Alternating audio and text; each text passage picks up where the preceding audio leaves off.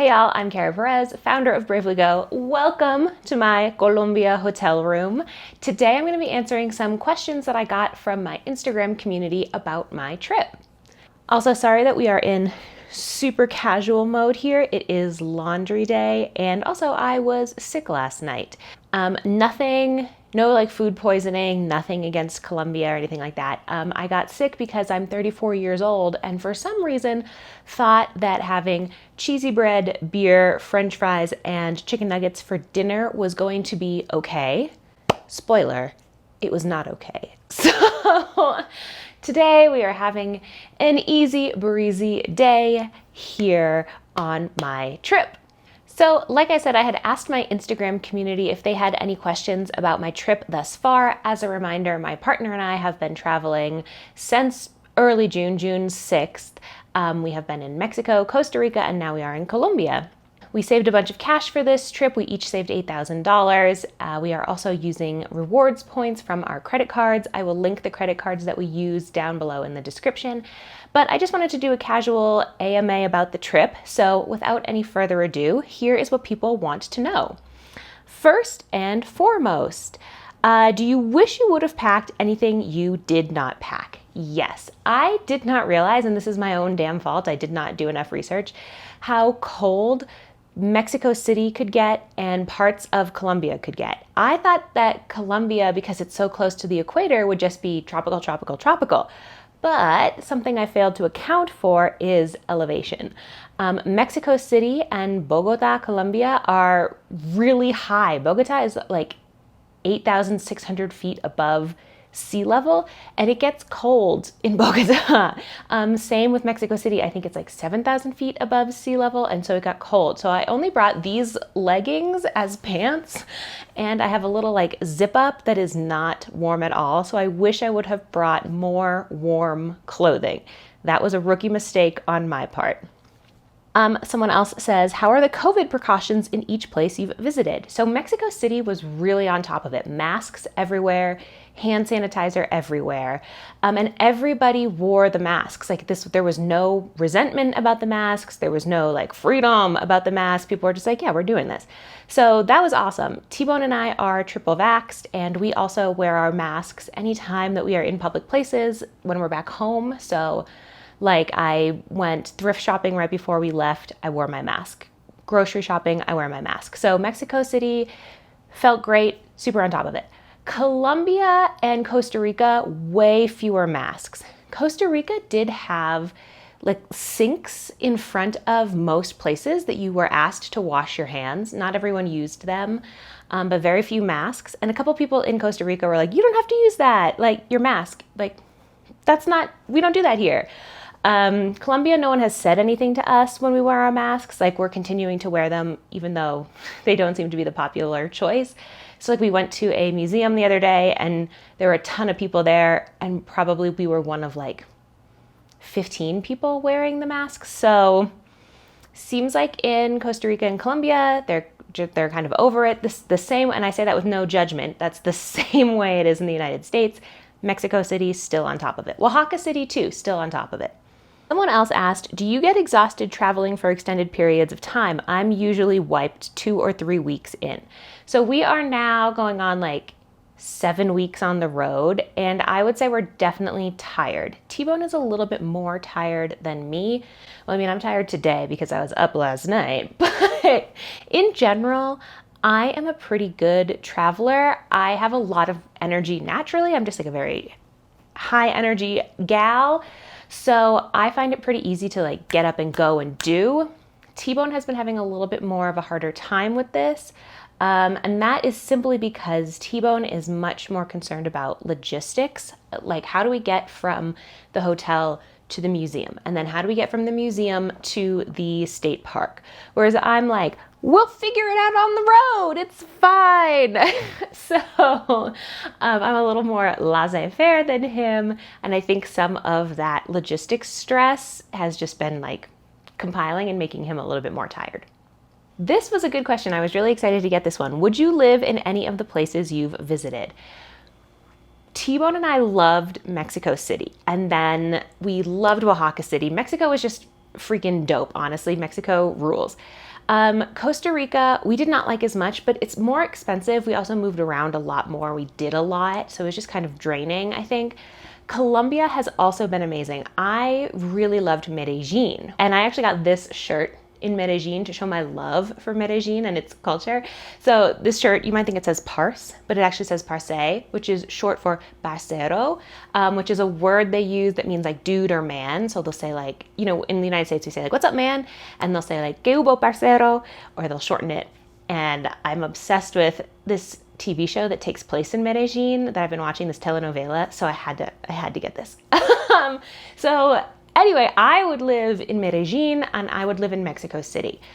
That said, somebody else asked, since you work remotely, are you considering staying in any of these places? No.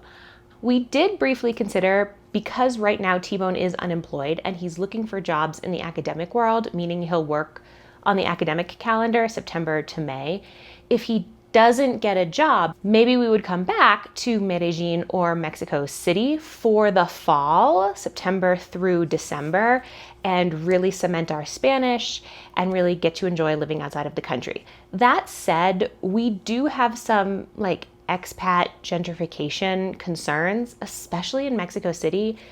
Mexico City is experiencing a lot of basically like more wealthy white Americans moving in and like buying up property and really, really gentrifying the city and making it much more difficult for actual Mexicans to live there and afford to live there. And that's something that T-Bone and I are always thinking about. We always want to be aware of what is our impact on the places we're going.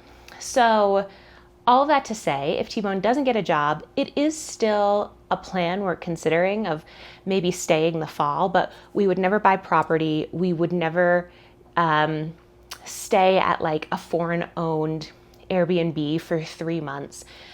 These places have made us feel so welcome and we have loved them so much. We would really want to respect them by being as local with our economy and our impact as possible.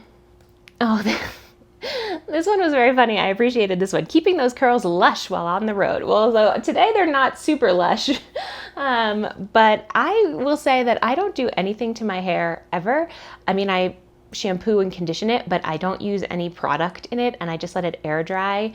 And so I've just been continuing doing that on the road. And Costa Rica was freaking brutal. The humidity, my hair just like never really dried. It was always kind of slick. It was always a little bit greasy no matter what I did to it. I tried T-Bone's shampoo, which is very different from mine. I tried days where I didn't shampoo and I just conditioned. I tried days where I didn't condition and I just shampooed. And it was always a mess in Costa Rica. In Mexico and Colombia, it has basically been like being in Austin. So you could just, you know, not at their best, but they're doing okay today. So thank you for that question. It's very cute. This I thought was also a good question. How much of your Spanish practice has paid off? So for anyone who doesn't know, I took 3 months of one-on-one Spanish lessons. Twice a week I had a Spanish lesson with a tutor before we came on the trip. I was also trying to do like Spanish podcasts and watching a telenovela that takes place in Colombia. And I will say it has definitely paid off, though I have realized I have been humbled at how terrible my comprehension is. It is very difficult for me to understand native speakers speaking at their natural pace. And I know I'm a fast talker in English, so I have all the sympathy in the world now for anyone for whom English is a second language who's ever had to listen to me talk. You don't realize how fast you're going in your own tongue. So I feel very comfortable now speaking, even though I definitely still make a lot of mistakes for sure, and I still have a pretty bad vocabulary, but I feel more insecure now than I did before leaving on my listening skills. So that's going to be a big focus when I get back to the US, is to continue my lessons, but to really work in more listening practice. Another question I got was, how much time do you devote to work every day? So I'm not working every day. I have little chunks of time that I have planned into the schedule so that I can be on top of things like filming this video or putting out Instagram content or sending maybe a newsletter.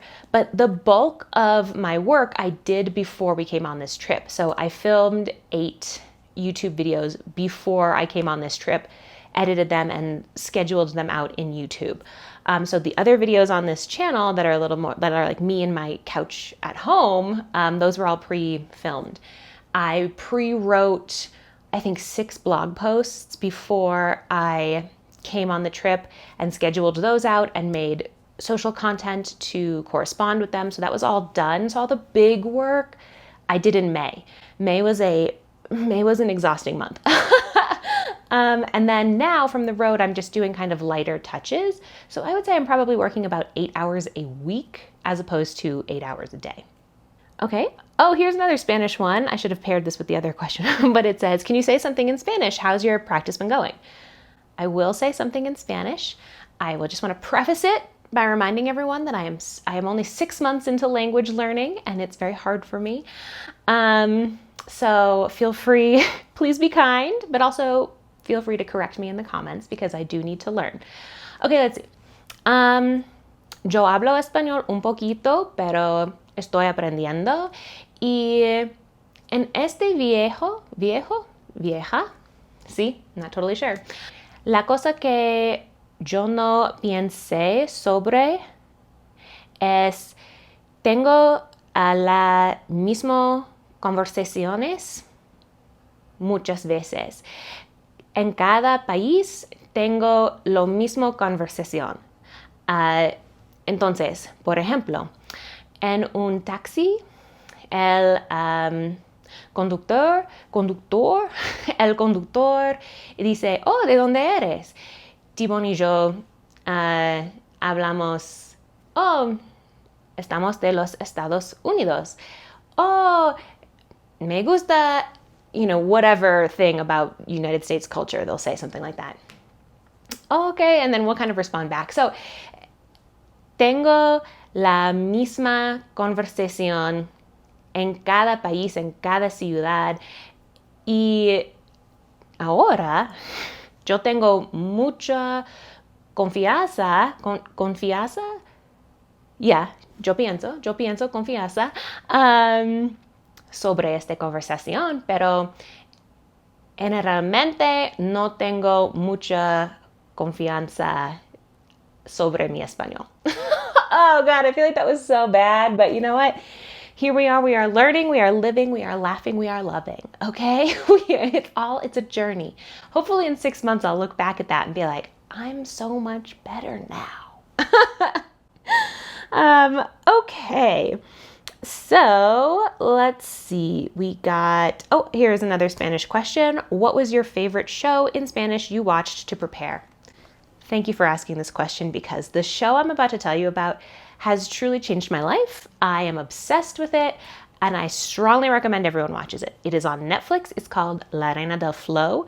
It is a Colombian Spanish telenovela about the music industry, but also about revenge and love. And I am truly, deeply, genuinely obsessed with it. La Reina del Flow, the Queen of Flow.